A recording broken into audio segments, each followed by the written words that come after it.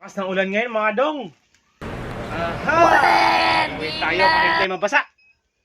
Ito, papakitaan ko kayo ng teknik ha.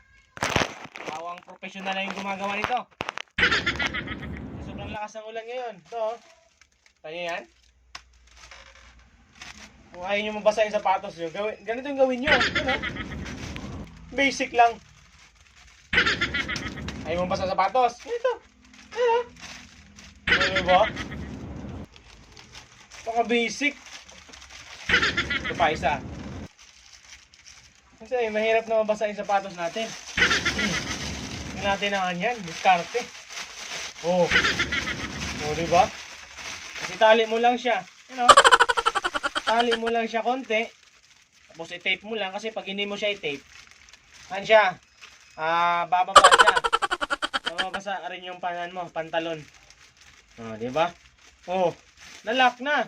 Pero pag maglakad-lakad ka, bababa talaga siya eh. Gaganyan niya, no? So, kailangan natin siyang i-tape. Tara. Lagyan natin ang tape to. Hirap na eh. Sasakripisyo. Ano lang? Amangan lang. Amang galaw-galaw lang, oh. Kahit kunti lang. Hindi naman mahaba yung lakarin mo eh. Kunti lang, ayos na yan. So, di ba? Lagyan mo lang siya ng lock. Ito, oh. Lagyan mo siyang lock para hindi siya bumaba. Diba? Lagyan mo pang lock sa baba para hindi talaga bababa tong plastic na to. Oh, diba? Basic lang. Ito. Ano? Ano? Ano? Oh. Diba? Ano siya?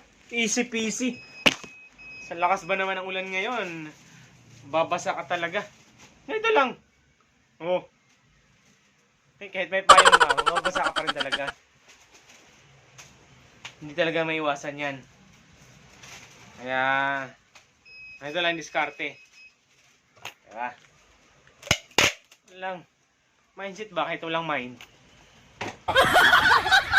Hindi na yun bababa mga kadong.